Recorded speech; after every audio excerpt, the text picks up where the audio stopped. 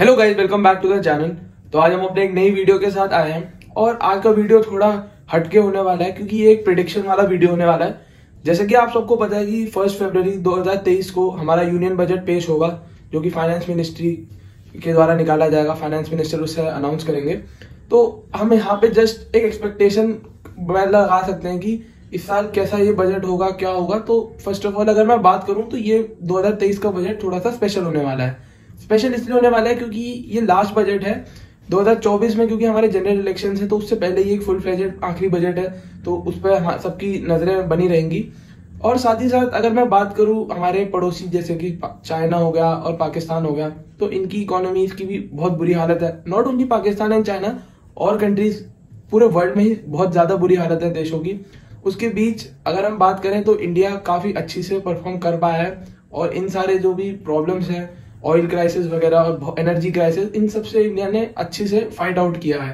तो क्या इंडिया इस तरीके से अपनी परफॉर्मेंस को कंटिन्यू कर पाएगा, उसको हम समझेंगे। साथ ही साथ जब तक ये बजट नहीं आ जाता तो कम से कम आप लगा लीजिए स्टॉक मार्केट में इन्वेस्टर्स के सेंटिमेंट्स भी अभी बहुत ज्यादा वॉलेटाइल होंगे। तो तमाम बातों को हम इस वीडियो के माध्यम से समझेंगे। तो वीडियो को इसलिए आप पूरा देखें और चैनल पे अगर आप नए हैं तो जल्दी से चैनल को सब्सक्राइब कर दीजिए एंड बेल आइकन को दबाना बिल्कुल भी ना भूलिएगा। तो चलते हैं अपनी वीडियो की ओर। तो अगर हम पहले पॉइंट की बात करें तो वह है टैक्स रेट्स। ज्यादातर लोग बजट को सिर्फ टैक्स रेट्स के लिए फॉलो करते हैं और उन्हें लगता है कि बजट सिर्फ टैक्स के ऊपर ही डिपेंड करता है, बट ऐसा नहीं है। हम इन चीजों को आगे पॉइंट्स में समझेंगे।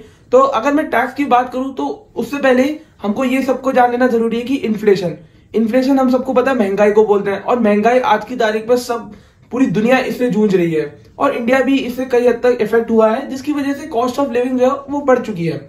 तो अब ये अनुमान लगाया जा रहा है कि जो एक हमारा एवरेज आदमी, आप कह सकते हैं जो मिडिल क्लास आदमी है, जो कि ईमानदारी से अपना टैक्स पे कर रहा है, उसको यहाँ पे थोड़ा रिलीफ मिले। एक्सपेक्ट ये किया जा रहा है कि पर्सनल टैक्स स्लैब्स में थोड़ी रिडक्शन हो सकती है। साथ ही साथ जो 2.5 लाख की लिमिट हुआ करती थी उसको भी बढ़ाकर अब 5 लाख कर दिया जाए, और जो हाईएस्ट टैक्स रेट 30% का हुआ करता था उसे भी शायद घटा के 25% कर दिया जाए। साथ ही साथ अगर हम इन्वेस्टमेंट पॉइंट ऑफ व्यू से बात करें तो टैक्स सेविंग के लिए हमको बहुत सारे पता है क्या क्या फंड्स होते हैं, जैसे कि ELSS फंड उनमें से एक है, और कई सारे इनमें सेक्शन 80C के अंदर बेनिफिट्स मिलते हैं। और अगर मैं इसकी बात करूं तो अभी तक हमें 1.5 लाख की एग्जेम्पशन मिलती है अंडर सेक्शन 80C। इसमें भी उम्मीद लगाई जा रही है कि इसकी जो एग्जेम्पशन लिमिट है उसको बढ़ाकर 2.5 लाख कर दिया जाए। तो यहाँ पे ज्यादा से ज्यादा लोग फिर मोटिवेट होंगे ELSS फंड और ऐसे जिनमें भी अंडर सेक्शन 80C आपको थोड़ा सा रिलीफ मिलता है। तो ये एक बहुत बढ़िया मेरे को लगता है मूव हो सकता है अगर सरकार इस एग्जेम्पशन लिमिट को बढ़ा दे। लास्टली इंटरडे ट्रेडर्स और दूसरे एसेट ओनर्स जैसे कि equity, cash and derivatives, debt और गोल्ड के लिए भी एक हेल्प आ सकती है बजट 2023 में। एक रिकमेंडेशन जो कि इंडस्ट्री एक्सपर्ट्स कई समय से देते हुए आ रहे हैं वो है कि इन पर इनकम क्लासिफिकेशन को रिस्ट्रक्चर करके इन्वेस्टर्स के लिए सिंप्लीफाई कर दिया जाए। कैपिटल मार्केट ट्रांजैक्शन से आ रही इनकम को कई टाइप की कैटेगरीज में क्लासिफाई कर दिया जाए, जैसे कि speculative income and non speculative income, जो बेसिकली सिक्योरिटीज की डिलीवरी लेने या ना लेने पर आधारित है। इंडस्ट्री एक्सपर्ट्स का मानना है कि फाइनेंस मिनिस्ट्री को इन्वेस्टर्स की बेटर अंडरस्टैंडिंग के लिए टैक्स रिस्ट्रक्चर्स और होल्डिंग पीरियड को अच्छे से रैशनलाइज करना चाहिए। Debt instruments and debt mutual funds के केस में शॉर्ट टर्म कैपिटल गेन्स या short term capital gains tax assets या सिक्योरिटीज को 36 महीने के अंदर सेल करके जो प्रॉफिट कमाया जाता है उस पर लगता है, और ऐसे ही long term capital gains tax 36 महीने के बाद वाले पीरियड में मिलने वाले प्रॉफिट पर लगता है। आज की डेट में डेट इंस्ट्रूमेंट्स पे लॉन्ग टर्म कैपिटल गेन्स पे 20% plus surcharge and cess with indexation benefits लगता है। इंडेक्सेशन एक प्रोसेस है जिससे इन्वेस्टर्स अपने कैपिटल गेन्स टैक्स के अमाउंट कम कर सकते हैं। इसके थ्रू इन्वेस्टर्स अपने रिटर्न्स को इन्फ्लेशन से एडजस्ट कर सकते हैं। हालांकि कुछ म्यूचुअल फंड्स के लिए रेट्स डिफर करते हैं। ये आपके सामने मैं कुछ फिगर्स दिखा रहा हूं, वो आप देख सकते हैं।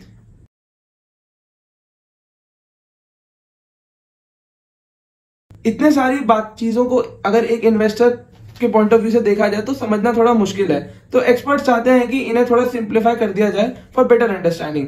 साथ ही साथ short term capital gains tax exemption can be extended to ₹1 lakh. Tax की अगर अब हम बात करें तो ज्यादा इस पर कुछ नहीं है, मोटा मोटा मैंने आपको सारे पॉइंट अच्छे से एक्सप्लेन कर दिए हैं। बाकी अगर मैं अपना एक पर्सनल पॉइंट ऑफ व्यू यहाँ पे रखूं तो वो यही है कि इस टाइम जो फाइनेंस मिनिस्ट्री है वो थोड़ी सी नरमी दिखा सकती है लोगों के प्रति, क्योंकि सिर्फ पॉलिटिकल रीजन के पीछे वजह नहीं है, और साथ ही क्योंकि हमें हमारा जो देश है वो काफी स्टेबल पोजीशन में है, तो इतने कड़े नियम जो छोटी छोटी जगहों पर देखने को हमें मिलते हैं वो तो एटलीस्ट उन्हें भी अभी रिवर्स करा जा सकता है। और फॉर बेटर एडमिनिस्ट्रेशन चेंजेस लाना तो ऑन द हैंड जरूरी ही है, तो changes should be done accordingly. आगे अगर हम बात करें तो हमारे देश में बहुत सारी स्कीम्स चल रही हैं, जैसे Atmanirbhar Bharat, make in India initiative, इन पर काफी ज्यादा फोकस इस टाइम दिया जा रहा है। इससे एक बहुत क्लियर कट मैसेज आता है कि अब हमारी जो इंपोर्ट्स पर डिपेंडेंसी है उन्हें कम से कम किया जाए और साथ ही साथ एक्सपोर्ट्स पर ज्यादा फोकस किया जाए। तो इसी वजह से बहुत सारे सेक्टर्स में हमें बूस्ट देखने को मिल सकता है। तो एक एक करके हम उन सेक्टर्स को स्टडी करते हैं और समझते हैं बेसिकली कि कहाँ कहाँ पे जो बजट है उनको अच्छे से एक सिग्निफिकेंट पोर्शन अलॉट किया जा सकता है। इन दिनों जो सेक्टर बहुत ज्यादा चर्चा में है वो है रेलवे सेक्टर। और अगर मैं रेलवे सेक्टर की बात करूं तो पिछले बजट से अगर मैं इसको कंपेयर करूं तो फाइनेंस मिनिस्ट्री ने अगले 3 साल के लिए 400 सेमी हाई स्पीड जो वंदे भारत एक्सप्रेस है उनको लाने का ऐलान किया था। और वंदे भारत एक्सप्रेस को कई हद तक वो अभी आ रही है और अभी काम जो है उनका इन प्रोग्रेस है। तो हो सकता है कि इस बजट में अगले और 3 साल के लिए 400 वंदे भारत एक्सप्रेस और आ जाए। तो धीरे धीरे करके वंदे भारत एक्सप्रेस को जो है राजधानी और शताब्दी से रिप्लेस कर दिया जाएगा, क्योंकि ये 180 किलोमीटर की स्पीड पर चलता है। अगर हम कंपेयर करें राजधानी और शताब्दी इतनी तेज नहीं चलते हैं। तो यहाँ पर एक बहुत बड़ा गवर्नमेंट का प्लान है। साथ ही साथ ये भी प्लान है कि जो स्लीपर वंदे भारत है उनको भी इंट्रोड्यूस किया जाए, रेलवे लाइंस को और ज्यादा एक्सटेंड किया जाए, रिमोट से रिमोट प्लेसेस में इनको पहुंचाना गवर्नमेंट का टारगेट है। साथ ही साथ बुलेट ट्रेन का जो प्रोजेक्ट चल रहा था जो मुंबई से लेकर अहमदाबाद था उस पर भी कुछ अनाउंसमेंट देखने को मिल सकती है। साथ और इलेक्ट्रिफिकेशन ऑफ रेलवे, इस पे भी कुछ हमें आगे देखने को मिल सकता है। और एक्सपेक्ट यही किया जा रहा है कि इस पे कोई अनाउंसमेंट आएगी ही आएगी इस बजट के कंटेक्स्ट में। साथ ही साथ इस बजट को, इस रेलवे को इतनी ज्यादा इंपॉर्टेंस क्यों दी जा रही है?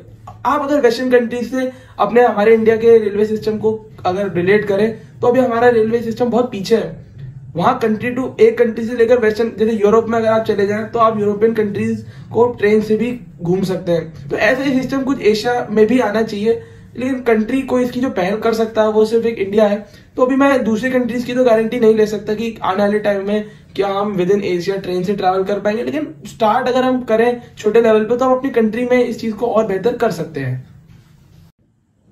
नेक्स्ट जो सेक्टर हम डिस्कस करने वाले हैं वो है power and energy sector. Power and energy sector एक बहुत ही इंपॉर्टेंट सेक्टर है, क्योंकि अगर मैं बात करूं तो रशिया यूक्रेन वॉर को अब लगभग 1 साल होने को है और हमारा ये बजट भी अब 1 साल बाद आ रहा है। तो बहुत ज्यादा देखने वाली बात रहेगी कि किस तरीके से इसके लिए वो एलोकेट किया जाएंगे फंड्स।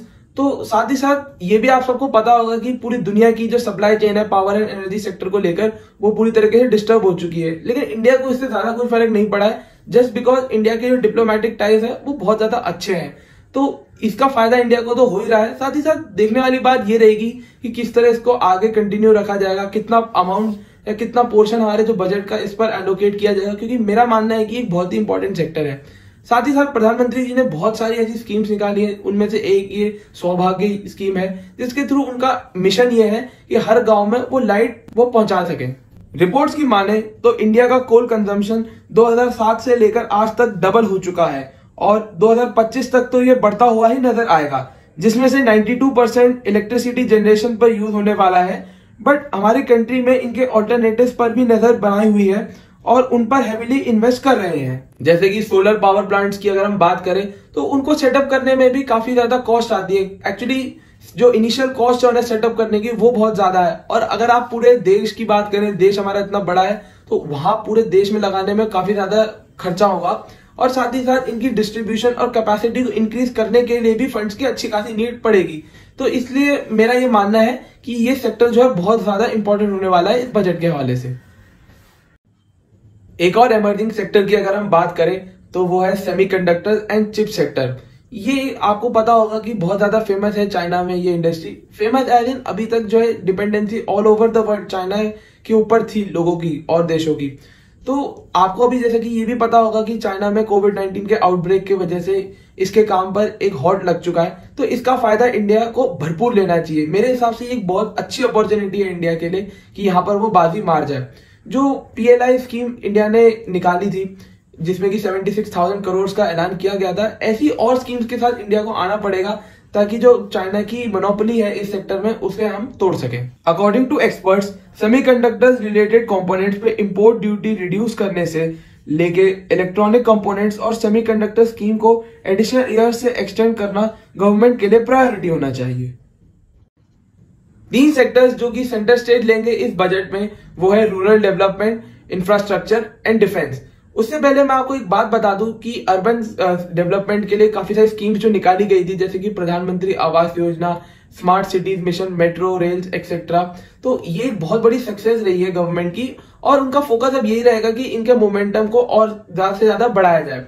साथ ही साथ अगर मैं बात करूं तो गवर्नमेंट काफी सारी चीजों को नहीं भी कर पाई थी, वो रह गई थी आप कह सकते हैं। एक उनमें से है water supply, sanitation and solid waste management. तो हो सकता है गवर्नमेंट अपनी जो फोकस है वो इस पर बढ़ा दे। साथ ही साथ रूरल डेवलपमेंट पर स्पेंडिंग्स को सरकार 15% से इंक्रीज कर सकती है। चाइना एंड पाकिस्तान के साथ बॉर्डर इश्यूज और देश की नेशनल सिक्योरिटी को लेकर डिफेंस बजट भी बढ़ाया जा सकता है। एक्सपर्ट्स का मानना है कि इस बार defence budget around 6.6 lakh crore का हो सकता है, जो कि लास्ट टाइम से 26% ज्यादा है। अब ये तो बात हो गई कि किन किन सेक्टर्स पर गवर्नमेंट को अपनी स्पेंडिंग्स को बढ़ाना चाहिए, बट अगर आप बात ऐसी कर रहे हैं तो आपको ये बात भी ध्यान में रख लेनी चाहिए कि कुछ सेक्टर्स की स्पेंडिंग्स को बढ़ाने के लिए आपको कुछ सेक्टर्स की स्पेंडिंग्स को कम करना पड़ेगा, तभी तो आप बैलेंस को बजट आउट कर पाएंगे। ये तो आप अपने बिल्कुल घर के बजट की तरह आप इसको ले लीजिए ना, कि कहीं पर अगर आपको ज्यादा खर्चा करना है तो कहीं पर आपको खर्चा कम भी करना पड़ेगा। तो इसके लिए जो मुझे लग रहा है कि खर्चा जहां पर कम हो सकता है वो है food and fertilisers industry. Food and fertilisers पर जाने वाली $17 बिलियन की सब्सिडी को सरकार इस समय हो सकता है रोक ले। और अगर मैं बात करूं तो पिछले बार 1/8 पार्ट पूरे बजट का इसने लिया था, तो इस वजह से काफी ज्यादा पॉलिटिकल प्रेशर भी क्रिएट होगा और इसका हो सकता है कुछ हिस्सा, मतलब आप कह सकते हैं थोड़ा सा जो वोट्स है उसमें कमी अगर आएगी तो ये एक बहुत बड़ी वजह उसके लिए हो सकता है।